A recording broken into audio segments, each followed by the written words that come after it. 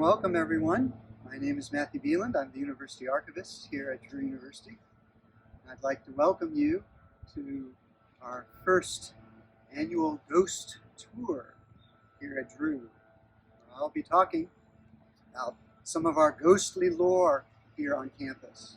Drew University is known as one of the most haunted campuses in the United States. Hopefully these stories will give you an indication as to why that is indeed the case. I'd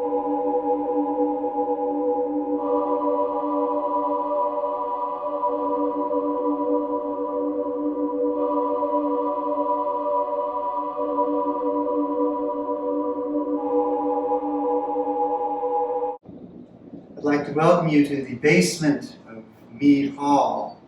Mead Hall here at Drew University was built in the 1830s. It was built by a wealthy Southerner, actually, William Gibbons, who lived here with his family prior to Drew becoming Drew Theological Seminary in 1867. Since then, this building has been known for a number of hauntings, the most famous of which is that of the woman in white, who apparently walks the halls and the stairwells. The most famous sighting of her was in August of 1989, when there was a fire in this building. Two Madison firefighters saw what they believed was a woman in distress, but when they went to go help her, she was nowhere to be found. Many people speculate that this was actually the ghost of Roxana Mead Drew, who this building is named after. But it could also be any one of the inhabitants who lived in this building prior to this becoming Drew University or Drew Theological Seminary and who died here. It might also could have been any number of the freed slaves who were part of Gibbons' retinue in Savannah who came north to serve here in this house prior to the Civil War. A number of them lived in this basement here.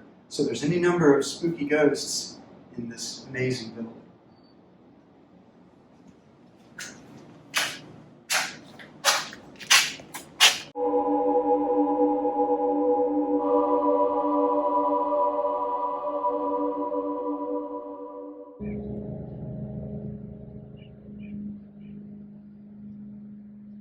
Here we are in Seminary Hall. This building was first known as Administration Hall, built in 1899. This is where the theological school is located. There's also a beautiful chapel in this space, and this is the room that's purportedly the most haunted. A number of facilities workers have noticed chandeliers moving when they shouldn't be.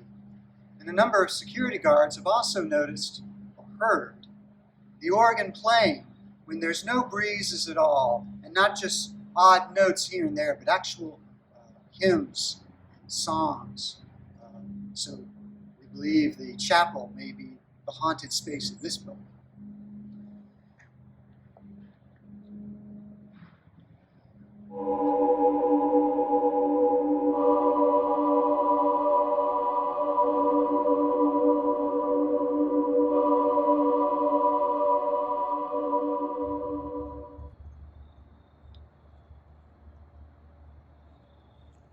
Now we are in the Zuck Arboretum, another weird haunted location on Drew University's campus.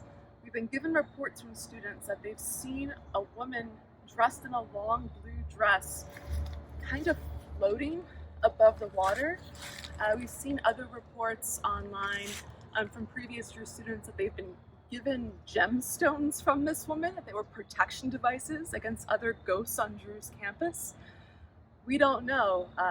But the sightings have been seen in the middle of this lake, and then around the path there's another small lake that the woman has possibly seen. So when you come back to campus, come here at a hazy night and see if you can see the woman floating above the lake.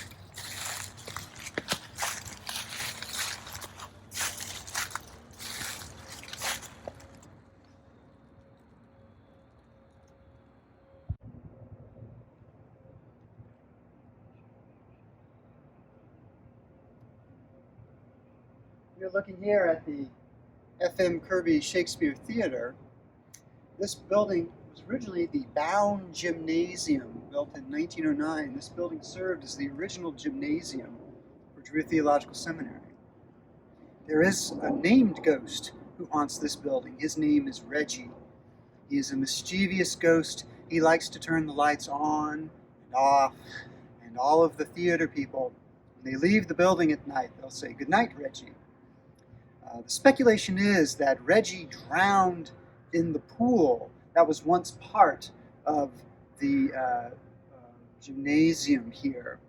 And in the University Archives, we even have a photo or two of a number of gentlemen in the pool area. One of them may be Reggie, we're not sure.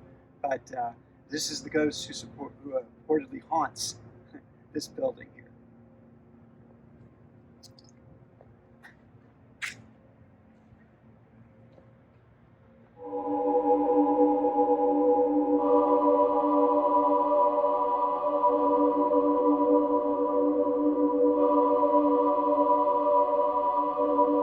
Here we are at S.W. Bound Hall, or Great Hall.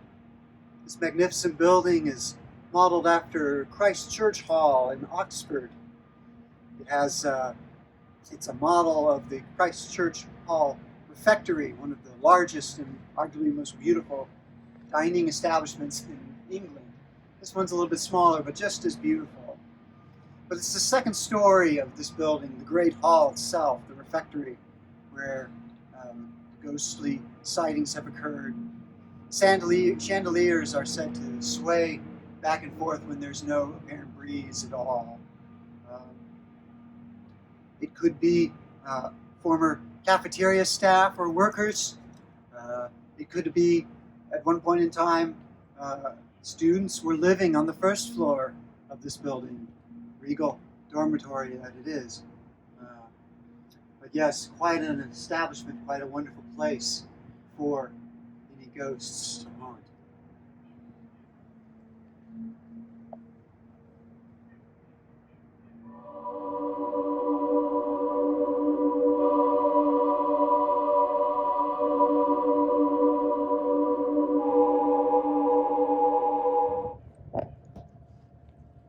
We're standing in the rear of Hoyt Bound Hall, normally known as Hoyt.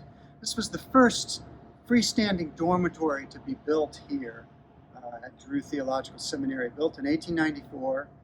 Next to Mead Hall, this is probably the most well-known haunted building on campus. The fourth floor in particular is known as a ghostly area. We believe that there is a misandrist ghost here, a ghost that does not like men. Men have reported being scratched and feeling uneasy. Socks have mysteriously disappeared. And there was a terrible tragedy that actually occurred here. We have documents of this. In 1902, a student in December of 1902 was tragically electrocuted in room 217, which is just behind me here. It was a complete total freak accident. Winter storm knocked down an electrical wire in front of campus. The electricity traveled through the ground to steam pipes that connected to the radiators of this building. And when the student came home and put his damp feet on the radiator to read a book and then reached for the electric lamp, he was killed instantly. And the reports we have talk about the smell of burning cloth attracting the inhabitants to find the poor student dead. So it's entirely possible, if you believe that people who die suddenly in buildings haunt those buildings, that student haunts Hoyt Hall.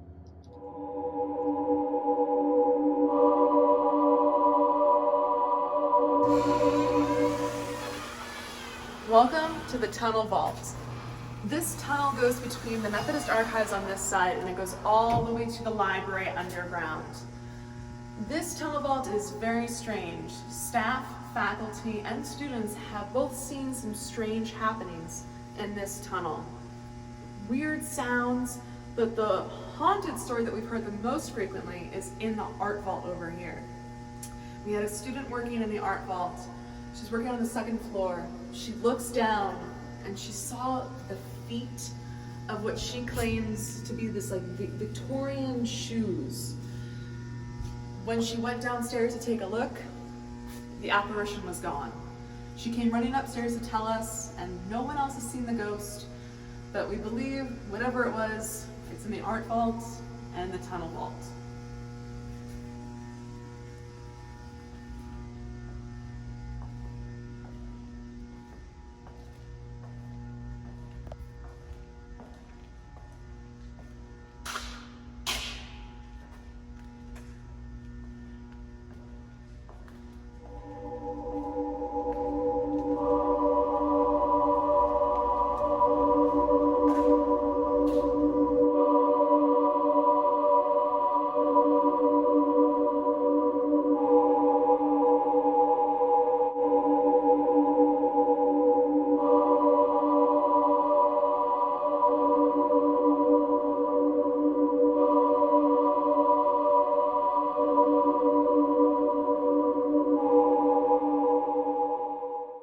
We're now in the bottom stacks of the Methodist archives. Previous staff members of this building have claimed that they've heard late at night when they were working weird calliope music echoing through the halls. There was no source for that music, and there's also been tales told of weird sounds of children laughing late at night. Only have heard once in a while, no idea why these sounds are happening in the building. Another odd legend for a building on Drew's campus.